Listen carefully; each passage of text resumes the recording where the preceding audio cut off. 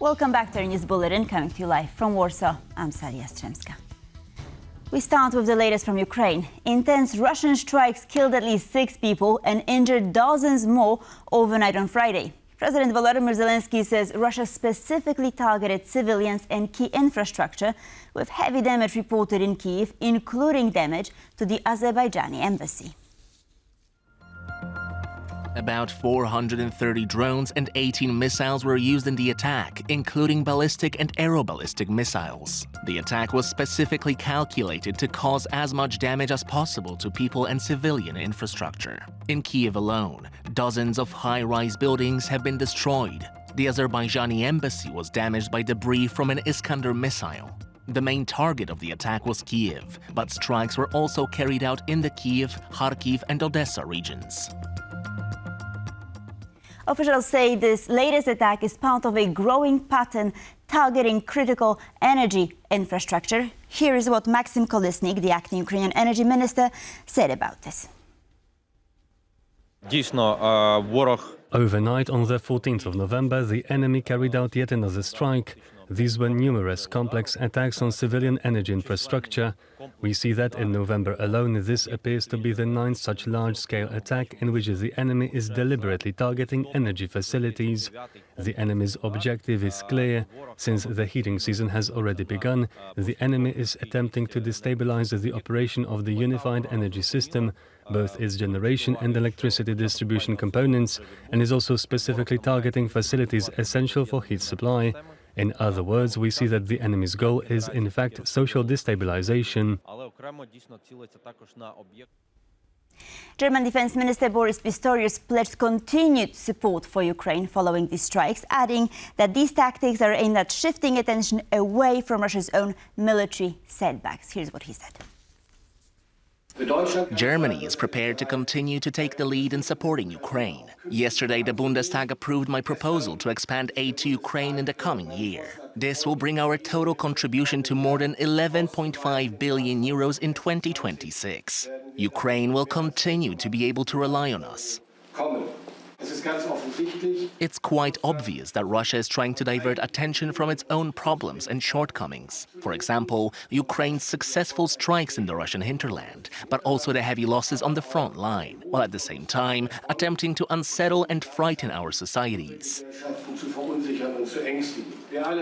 We will continue to provide important impetus and initiate discussions, and when it comes to key issues, we will also pull together with our major partners. Thank you for the excellent cooperation.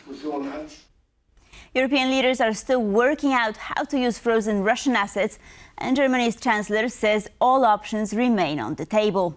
Speaking after a call with President Zelenskyy, Friedrich Merz also raised concerns about a new corruption scandal in Kyiv. Here's what he said. We have a very intensive discussion about the use of the assets. You are familiar with the proposal I put forward on this issue. This proposal is currently being examined by the EU Commission. However, we are also in constant bilateral and multilateral talks with various member states in the European Union to see whether we can go down this path together. We are examining all options. In a telephone conversation with President Zelenskyy, I pointed out 2 issues. The first is the renewed corruption scandal in Kyiv, and I urged him to put a stop to it as quickly as possible and to review again the structures in place to combat corruption in Ukraine. Slovakia's energy minister says the US exemption that allows Hungary to keep importing Russian oil will now also apply to Slovakia. That announcement came just hours after Hungary's Prime Minister Viktor Orban said he plans to take the EU to court over its move to ban Russian energy imports. The US energy import waiver for both landlocked countries is set to be in place for a year. Speaking on Hungarian radio on Friday, Viktor Orban called the ban on Russian energy imports a clear violation of EU law, adding that he will challenge the decision before the European Court of Justice. EU member states adopted the ban, set to take effect in 2028 by a qualified majority, overruling Hungary and Slovakia's vetoes. Since the beginning of the full-scale invasion of Ukraine, Slovakia and Hungary have made limited progress in diversifying their imports and remain heavily reliant on Russian energy. The incoming Czech government is backtracking on its campaign pledge to cut military spending. The ANO party now says it will move forward with the previous government's multi-billion-euro deal for F-35 fighter jets. Our correspondent in Prague, Andrew Sweeney, has more. The new Czech government will honour a deal made by its predecessor to buy 24 F-35 fighter jets from the United States, a deal worth around €6 billion. That's according to one of its leading MPs. During parliamentary elections in October, the ANO party, led by Andrej Babiš, which won a plurality of votes, campaigned on reducing expensive military purchases. It is now joined in a coalition government with the far-right SPD party, which has consistently campaigned on cutting defence spending and has long supported a withdrawal from NATO. However, according to Karel Havlicek, an MP and vice chairman of the ANO party, the F-35 deal is a fait accompli that the Czech Republic must honour. The decision has been made about the F-35. At this point, let's not discuss what could have been done better. The Czech Republic has an obligation to the United States, and obligations must be fulfilled. The acquisition of the 24 F-35 fighter jets was approved by the Czech Republic's previous government, led by Petr Fiala's ODS party, in September 2023. ANO, then in opposition, repeatedly criticised the deal. The F-35s will replace the Czech Air Force fleet of Swedish-made Saab JAS-39 Gripen fighters. By contrast, the Hungarian Air Force has elected to increase its Saab Gripen fleet. In September this year, the Czech Defence Ministry also placed an order for 44 Leopard 288 tanks worth around €1.8 billion. The tanks are reported to arrive in 2028 at the earliest. The first of the F-35 fighter jets should arrive in 2029, with the last expected in 2035. The ANO party's nominee for Finance Minister, Alena Skelerova, has said the Czech Republic will only spend 2% of its GDP on defence, well short of the 5% sought by President Donald Trump. For TVP World, Andrew Sweeney.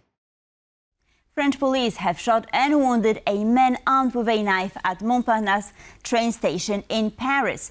Officers say they opened fire after the man began making threats.